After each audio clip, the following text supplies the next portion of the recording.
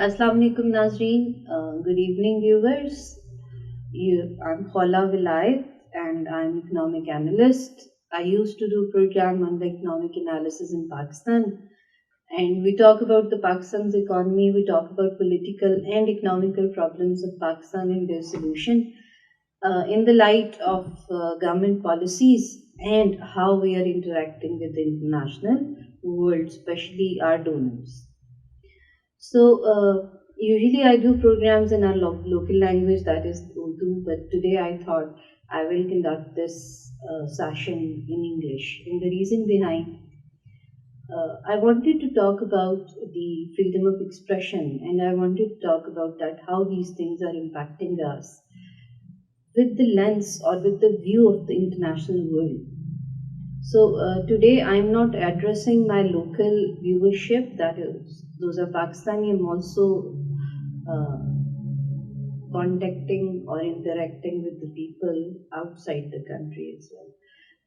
Because that is a great deal of our Pakistanis who are sitting in the other countries, they send us the foreign remittances. So they are equally concerned about our economy and they are equally concerned about the problems going on and how we are tackling these issues actually. As I think when we started this series of economic analysis of Pakistan, I gave my introduction. So I will repeat my introduction today for the viewers who do not know me and who just joined us. I'm Khaula Walayat. I'm a student of economics. I never claim to be an expert or an analyst, but doing the analysis is my job. That's what I do. I'm PhD in economics, applied economics, and I have also done my MBA with human resource and marketing, and I have done other certain courses as well. I've done my MPhil in commerce. I've been teaching in different educational institutions for the last 15 to 20 years. I teach in different universities here, and I do research. That is my area of interest. I do research and data analysis in economics as well as in marketing and management also. Recently, for about few months, I started writing columns in different newspapers. I was writing about economical issues, and usually the topics are about whatever the hot or burning issue inside the country is going on. And my most of the writing skills are stuff that how we are the debt economy and how can we deal with it. And I used to criticize the government policies as well if they are not going in the right direction. Recently, I addressed the core issue of all our economical and political crises. And I wrote an article which stated as the will of the state versus national interest, because this debate was going on for a very long time, that what is our national interest and how we are coping this national interest whenever it comes into the way of the will of the state. So I wrote an article that was very close to my heart, and I thought that I expressed and I dealt the core issue of all the problems we are facing, especially in the light of the recent mob lynching at Sialkot and different other terrorist incidents happened. I thought that maybe as a Pakistani, this is my right to tell the people that what is the big reality behind all these terrorist groups and all these kind of a very sad and very heart-wrenching incidents that happens. But unfortunately, when I sent it to get published in the newspaper that I usually write in and two other newspapers that I occasionally write for, they refused. So I realized that when you try to tell the truth, and the truth which is very ugly or naked truth, that cannot get published. So here rises a question where the freedom of expression is going in Pakistan. We cannot express our views on military, we cannot express our views on establishment, we cannot openly criticize the government which is taking the wrong direction and doing the things which are against the will of the people or the general will, we will not be heard. So, what could be the source? So, I thought this channel, because it is the effort of very democratic and secular people. So, I thought maybe I can talk here. So, let's talk about what are the core issues behind all these things. Pakistan, since its independence, basically, when we talk about the independence of Pakistan, we say that this country came into being in order to secure the rights of a Muslim community, and not order in to secure their rights, but to give empowerment to the Muslim community, which was no longer safe or empowered in, you know, Hindustan or the joint Indian Pakistan, that is Pako-Hind. But unfortunately, we have forgotten that how this one angle we are seeing, that in order to empower one community and giving the base of a country on a religion, how we are going to uh, give independence to the secular thoughts. How could we go to the independence and create the tolerance and patience among the different religions and different communities of this typical region? So I think from the start this vision was not taken. So I have discussed this vision also in my article. So I thought, why not to read this out for you people, and you decide that how far these ugly truths prevail in our society. I think in different my programs on the economical issues as well, I have discussed that when our state negotiate and sits with the people who are the problem behind and who become the mafia and do the tax evasion and do and promote these kind of terrorist thoughts, how these peoples are the part and became the stakeholder for the states. These are not the original stakeholders, because in this way your economy cannot go on. So you need to think about it.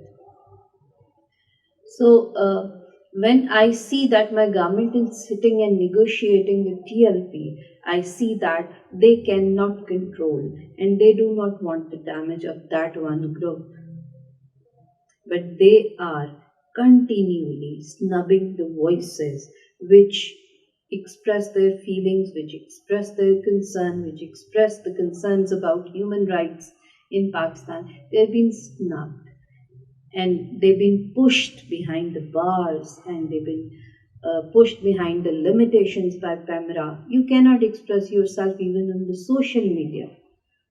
So this freedom of expression is actually creating frustration in the country.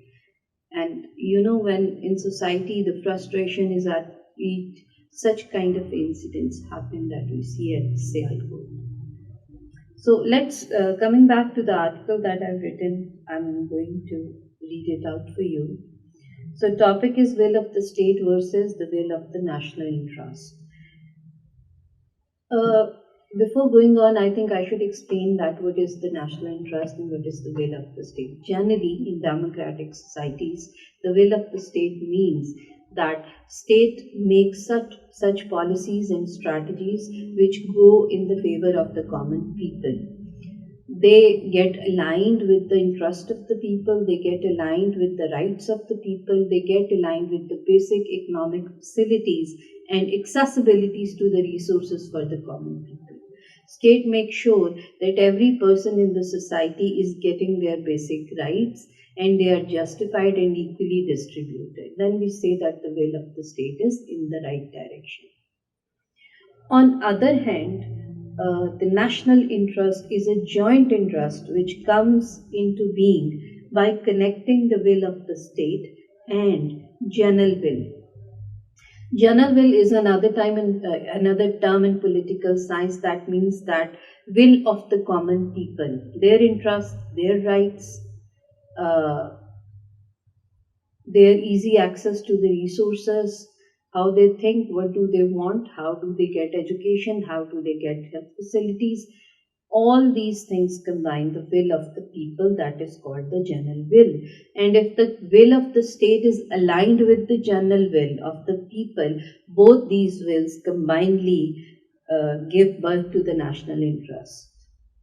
But unfortunately, since our independence, we always been badly fed, and we always been imposed this national interest on us, that is so-called national interest, that Pakistan is only safe and secure if the military has the maximum power and if the military has the maximum resources. We have been discussing these things, that this defense budget, it eats it out after the debt servicing. Basically, it's not the only question.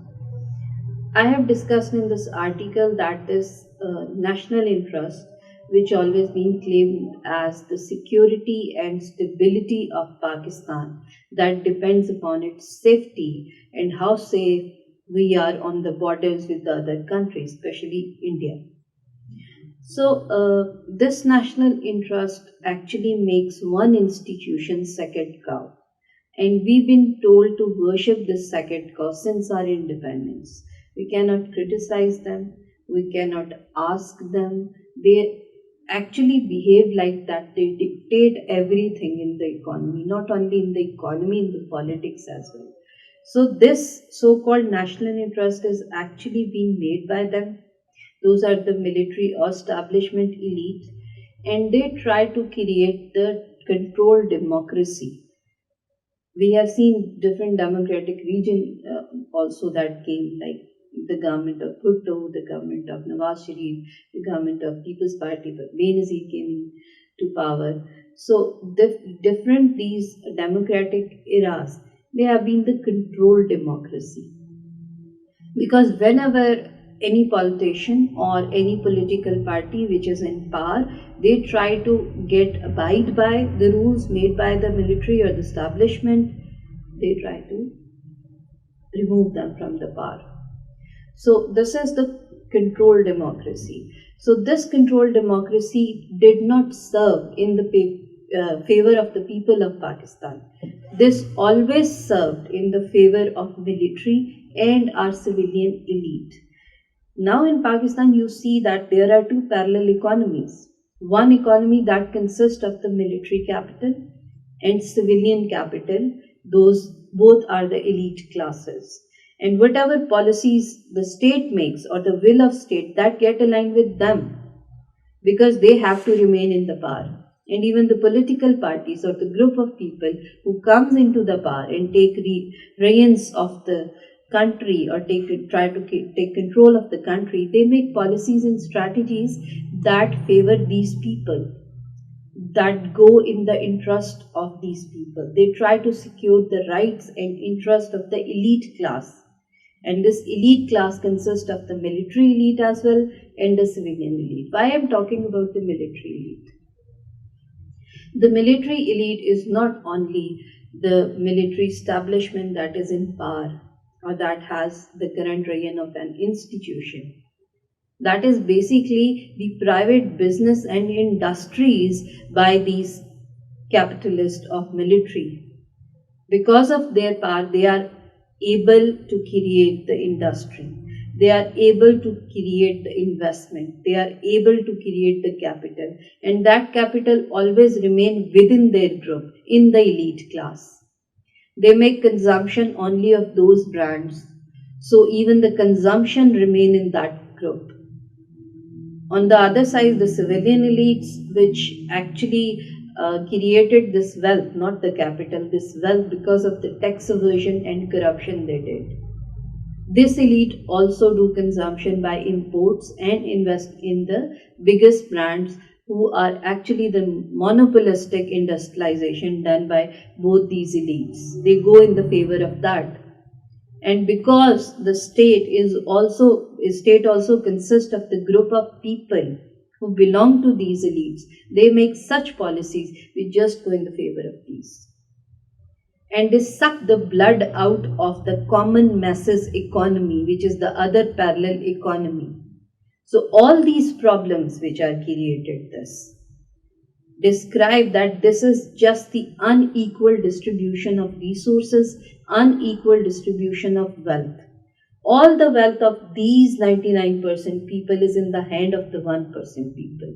And those 1% people are the military, and these are.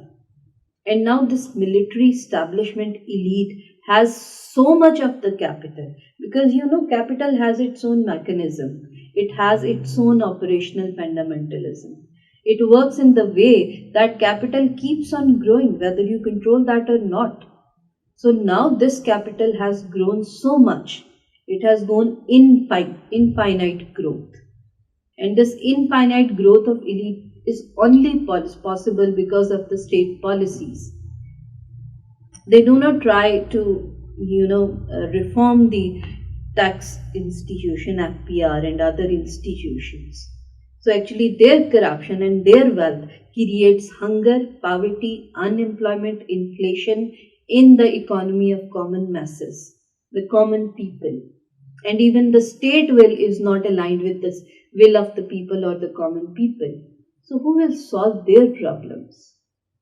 This elite class, they do in consumption, which are consisted of the imported goods. They do not even consume in the local economy so that the local industry can get flourish. So their consumption make imports very expensive, very expensive, and this create the trade deficit. And this trade deficit create ultimately into indirect relationship the inflation for the common masses. So the question is that will of the state, is the will of the state of Pakistan is aligned with the will of its people? No. It get aligned with the will of military, establishment, and civilian elites. So if the government is serving only the elite class, this unequal distribution of wealth and resources will create broader and broader gap. Second, of course, we are the debt dependent country, and because of trade deficit, because of budget deficit, because the economical problems of the common people are not addressed by the government, because that is not the will of the state, or no democratic state had the spine to face this military control. So that is a reason that we have all these economical problems, and that made us dependent onto debt. That made us the debt dependent country. So these financiers or these donors, they also see that this land, which has no accountability, it has very fertile land for corruption.